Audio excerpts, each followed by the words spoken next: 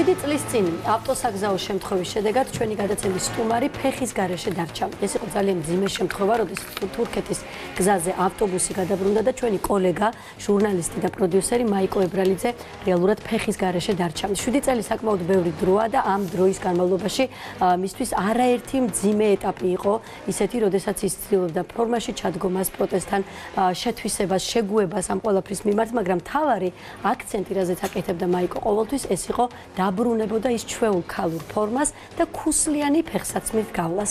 სწორედ 7 წელი დაჭირდა იმ ყველაფერს, რომ ამ მიზნამდე და ამ ოცნებამდე მაიკო მისულიყო და მოხდა ისე, რომ მაიკო ებრალიძე არა მხოლოდ საქართველოში, არამედ თურქეთშიც კი პირველი ქალია, რომელმაც ეს ყველაფერი მოახერხა.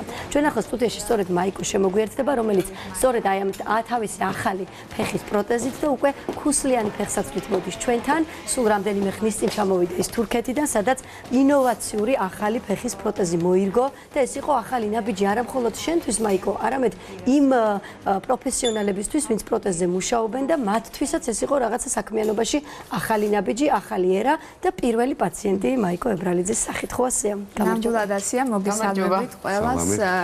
ჩემთვისაც სიახლე იყო, როდესაც თურქეთში ჩავედი და მათ მითხრეს, რომ შენ ხარ პირველი მომხმარებელი. ანუ ეს დავუკვეთი, ასე ვთქვათ, ქუსლიანი და მათთვისაც გარკვეულწილად რაღაც გამოწვევა თან იყო რა მათი საქმეც, ასე ვთქვათ. ყოველ შემთხვევაში მათ ძალიან კარგად გაართვეს თავი ამ ყველაფერს. მიუხედავად იმისა, რომ მე სატესტო რეჟიმში ვიმყოფებოდი, ყოველ შემთხვევაში შიშები მქონდა, რამდენად შევძლებდი ზოგადად დადგომას ქუსლიანზე, იმიტომ რომ 7 წელი არ არის ცოტა, ანუ ეჩვევის სხვანაირ სიარულს, ხო? დაბლებს ეს სწორწირზე და ასე ვთქვათ, ამანაც გაამართლა, ამასაც ასე ვთქვათ მოვაბი თავი და დღეს უკვე ის სურვილი, რაც მქონდა მთელი ამ 7 წლის მანძილზე ავისრულე.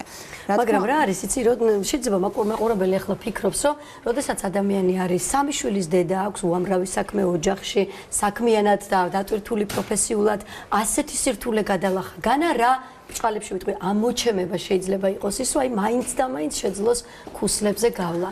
რას ნიშნავს ის რამდენიმე სანტიმეტრი?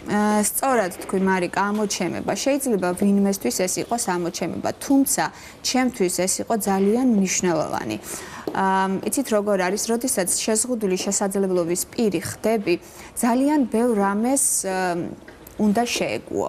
იმიტომ რეალურად ახალი ცხოვრება იწყება ახალ რეალობასთან შეგუებით და მე საერთოდ სხვა სტილით ვცხოვრობდი და ეს იყო ჩემთვის ყველაზე დიდი დანაკლისი. ფეხთან ერთად ის, რომ მე ქუსლიანიც დავკარგე.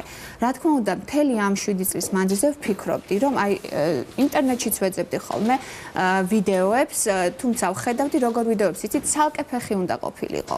ანუ უნდა ქონოდა ორი პროტეზი, ანუ ერთი დაბალ ძირზე და მეორე მაღალ ქუსლად. ეს არის სრულიად ინოვაციური სისტემა, რომელიც დაახლოებით თუ არ ვცდები 2 წელია, რაც უკვე კონკრეტულმა კომპანიამ გამოუშვა და როგორც კი აღმოვაჩინე, რომ ეს არის იმდენად ძალიან საუკეთესო სისტემა, როდესაც შენივე ხელით შეგიძლია ღილაკით არეგულირო დაბალი ქუსლი, მაღალი ქუსლი, ნებისმიერ ქუსლს, თუმცა შეზღუდვა არის, რომ მაქსიმუმი 7 სანტიმეტრია. ამ შემთხვევაში, მაგრამ მე ერთი ფეხით გადავაადგილდები და შემიძლია 10 წუთის ინტერვალით ჩავიცვა დაბალ ძირზეც და ჩავიცვა ასევე თან აგვიხსნათ და თან დემონსტრირება მოახდინოთ. რა თქმა უნდა, ეხლა ასე აგიხსნით, აქ არის ესეთი ღილაკი, რომლის დაჭერის შემთხვევაში, ანუ ეს უკვე მოეშვება და შემიძლია ეს ტერფი ვამოძრაო. იმ სიმაღლეზე დავარეგულირო, რა სიმაღლის ფეხსაცმლის ჩაცმასაც ვგეგმავ. ნუ რა თქმა უნდა, როდესაც წამოდგომა ხდება, ამ შემთხვევაში ფეხი უნდა გახურდეს, ანუ ეგრევე ნაბიჯი შეუძლებელია, რო გადადგა და შემდგომ უკვე შეიძლება ვთქვათ. აი ეს მინდოდა და მეკითხა, თუ ასეთი ჯერეთი ახალი ინოვაციური ტექნოლოგია არისო, როგორც ბრძანეთ და იმას ვამბობ, რომ რადგან ბრტყელზეა ყველა მიჩვეული, ეს განსხვავებული ამბავი არის, ადამიანის ორგანიზმი ეჩვევა იმ სიმაღლეს და აი ამის აწევა დაწევასაც რაღაცა შეგუება ალბათ ჭირდება, ხო? ალბათ რაღაცა ერთ საშუალოს პოულობთ და ისე თქვენთვის უფრო კომფორტული რომელიც იქნება, იმას ხმარობთ, როგორ არის? შორის გამიკვირდა თქვენი მამაკაცის მხრიდან ასეთი შეკითხვა, იმიტომ რომ ნამდვილად ეს ქალის თემა არის, ასე ვთქვათ. ძალიან სასიამოვნოა ეს კითხვა რო თქვენ დასვით. რა თქმა უნდა, აბსოლუტურად მართალი ბრძანდებით, ამასაც შეგუება ჭირდება, მიუხედავად იმისა, რომ 7 წლის წინ მთელი ცხოვრება, ასე ვთქვათ, ასე ვიყავი მიჩვეული, გადამავიწყდა ჩემი სიარულის მანერად შეიცვალა, მაგრამ ამასაც უკვე ვეგუები და მჭირდება დრო. მარტივი არ არის. მაიკო, აი ბევრჯერ ახსენეთ, რომ რაღაცა ხო მართლა ამოჩემება იყო თითქოსო, მარიკას დაეთანხმეთ. ეს თქვათ, აი თქვენი შეჩვეული იყავით ქუსლიან ფეხსაცმელებს, გიყვარდათ ქუსლიანი ფეხსაცმელი, მხოლოდ ვიზუალური კომფორტია თუ ამითი რაღაცა წინ გადადგმული ნაბიჯია, თქვენი რაღაცა ემოციური, შინაგანი მდგომარეობის ახალი ეტაპი. რა თქმა უნდა, აბსოლუტურად მართალი ბრძანდებით, მე ამით მინდა დავამტკიცო ის, რომ მიუხედავად იმისა, რომ ვარ შეზღუდული შესაძლებლობის მქონე პირი, მინდა დავამტკიცო, რომ აბსოლუტურად ვარ ისევ ისეთი, როგორიც ვიყავი მანამდე. ანუ ჩემთვის შეზღუდული შესაძლებლობები არ არსებობს და ამის დამტკიცებას ყოველთვის ვცდილობ სხვადასხვა ხერხით. ნუ რისი საშუალებაც მომეცემა ხოლმე ცხოვრებაში. იცით როგორ არის, როდესაც რაღაცა პატარა ნიუანს შევივსებთ, ჩვენ შიშიმო პირები, ასე ვთქვათ, თითქოს უფრო მეტი თავდაჯერებულობა გვეძლევა, თითქოს უფრო მეტი სტიმული გვაქვს, თუნდაც ის რომ ვიყოთ პროდუქტიულები, ვიყოთ შრომის უნარიანები, ხალისიანები, ღიმილიანები და ეხლა არ ვიცი, შეიძლება ბევრისთვის ეს ამოჩემება იყოს, მაგრამ ჩემთვის ეს არის სასიცოცხლოდ მნიშვნელოვანი და მე მიხარია, რომ დღეს ეს შევძელი და თან პირველი მოხმარებელი გავხდი უნებლიეთ.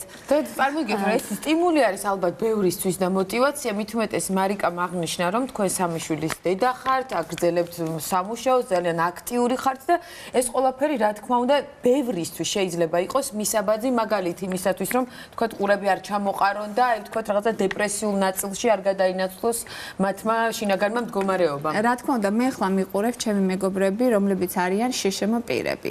და ვიცი როგორი შემართებით მიყურებენ და მე მიხარია და ბედნიერი ვარ, რომ თითოეული მათგანი არ დავასახელებს. სახელებს თქვენ ისინი გყავდათ ადრე სტუდიაში სტუმრად, ზუსტად ისეთივე შემართებით არიან და ჩვენ ერთმანეთს ვაძლევთ სტიმულს და თუნდაც ჩემი რაღაცა სიახლით, მათი სიახლით ჩვენ ერთმანეთს ვავსებთ და ვამტკიცებთ ყოველდღე, რომ შეზღუდული შესაძლებლობები არ არსებობს.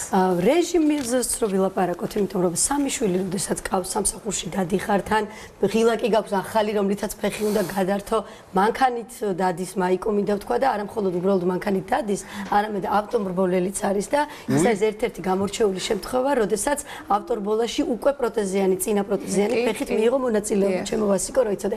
აი ამ რეჟიმს ქალური სიძლიერით ამ რეჟიმს რანაირად აგებთ და არ დაგვაუწყდეს ერთი დეტალი, ეს არის მეუღლის გვერდში დგომა. კადრს ვერ იპოვით, სადაც მაიკოს გვერდით არ არის მისი მეუღლე. თენგო, რომელმაც ამ 7 წლის განმავლობაში ისეთი მაგალითია ჩვენა ყველა კაცს და ყველა მეუღლეს, რომ მე სხვანაირი პირადად რომ მარიკამაც დაიჯერა სიყვარულის ბოლო. მარიკაც დავაჯერეთ, მოკლედ, ნამდვილად თენგო აი ახლა რომ საუბრობ თქვენთან და ვარ ასეთი როგორიც ვარ. ეს არის 99% თენგოს დამსახურება. ეხლა ვიცი მისმენს და ნუ გადაამეტეო მეტყვის, მაგრამ ნამდვილად ასეა, იმიტომ რომ შემიძლია ვთქვა, რომ რაც მე გავიარე, რაც მე გადავიტანე, ორმაგად მეტი გადაიტანა ჩემმა მეუღლემ. რაც უნდა ძლიერი იყოს ხალი, ის მხარდაჭერა მაინც სხვა საქმეს. ის სხვა არის.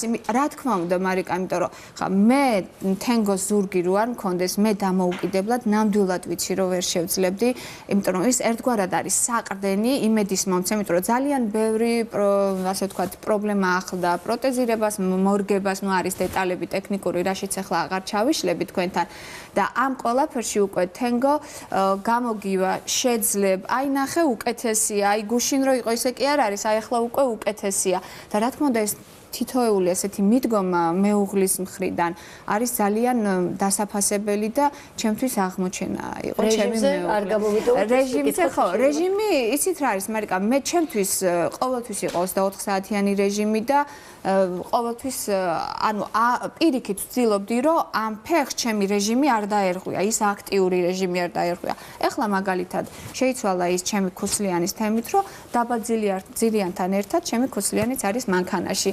იქნება და უცებ დამჭირდეს შეცვალა. გამობრანჭვა კოსტუმი და ასე ვთქვათ, პიჯაკთან ერთად ქუსლიანიც, ესე მიდეს ბავშვების სკოლა, წაყვანა, მოყვანა, ოჯახი, სამსახური, ყველაფერი თავისთავად არის ჩემი ყოველდღიური რეჟიმი. არაჩვეულებრივია, როდესაც ადამიანს ესეთი შინაგანი ძალა აქვს, თუმცა თქვენ აღნიშნეთ თქვენი მეუღლეც მე რომელსაც მივესალმები და მადლობას ვეუბნებით იმისთვის, რომ ასეთი ადამიანია. სულიად საქალეთის სახელით.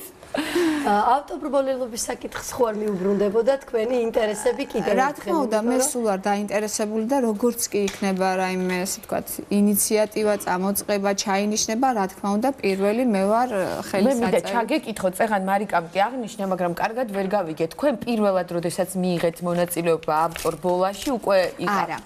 მანამდეც სხვათა შორის იმედის გმირების სახელით მივიღე ერთხელ მონაწილეობა და შემდეგ უკვე განაგრძე და შემდგომ უკვე დაემთხვა ეს ჩემი ასე ვთქვათ სტატუსი და სტატუსის პერიოდშიც მომიწია ჩემი ასე ვთქვათ ფეხით მონაწილეობა, თუმცა ეს მაშინ ახლა ეს ფეხის საჭიროება დიდად არ იყო, მაგრამ ის რომ შეზღუდული შესაძლებლობების მქონე პირს ქონდა კვლავ ინტერესი რომ ყოფილიყო რაღაც საზოგადოებრივ აქტივობაში ჩართულიყო, ეს ნამდვილად იყო და თუ მე ვინმეს ამით ბიძგი მივეცი, მისაბაძი მაგალითი გავხდი, პირიქით მე გამიხარდება და ორმაგად ბედნიერი ვიქნები, იმიტომ რომ მე მათთან ერთად მიხარია ყველაფერი, რომ ჩვენ შეგვიძლია ყველაფერი. ავტორბოლა კარგი გატაცება, რამე სხვა გატაცებები ხო არ გაქვთ კიდე? არა, მხოლოდ ავტორბოლა არის ჩემი გატაცება. სხვათა შორის საქართველოში სპორტის მიმართულებით შეზღუდული შესაძლებლობების პირებისთვის არის ძალიან ბევრი საშუალება და ბევრი ვარსკვლავი ყავს უკვე ამ კუთხით წარმოჩენილი. და ოლიმპიელების ყავს ოქროს მედლით მინდა იმ სოფლიო ჩემპიონები და ასე შემდეგ. ვიცნობ ამ გოგონებსაც ვიცნობ, ვინც მიიღეს მონაწილეობა სხვადასხვა სახეობაში და სხვათა შორის ჩემმა მეუღლემ საჩუქრად ოლიმპიური, ასე ვთქვათ, პარაოლიმპიელების ესეთი პატარა სათამაშოც კი მაჩუქა პროტეზირებული ფეხით. და ეს გურული უბრალოდ არ გავაცი მაიკოს შეიძლება ერთგვარი მანიფესტაციაც იყოს და მომავალში გიხილოთ თქვენს სხვადასხვა ესეთი საერთაშორისო შეჯიბრებებზე და რბოლებზე. არ არის გამორიცხული. ნახოთ. ძალიან დიდი მადლობა. წარმატებები ყველა მიმართულებით. იმდენი მიმართულება ჩამოვთვალეთ, რომ რომელზე გავაკეთო აქცენტი, არ ვიცი, მაგრამ თავარი არის ის პიროვნული სიძლიერე, ალბათ, რაც ამ 7 წლის განმავლობაში მართლა საოცარი მაგალითი გვაჩვენა ყველას, ვინც მაიკოს ვიცნობ და განსაკუთრებით შშმპ-ს. ძალიან დიდ გულშემატკივრობას გამოხატავდა ყოველთვის ჩვენი მაყურებელი. უღმესი მადლობა. წარმატებები. დიდი მადლობა. წარმატება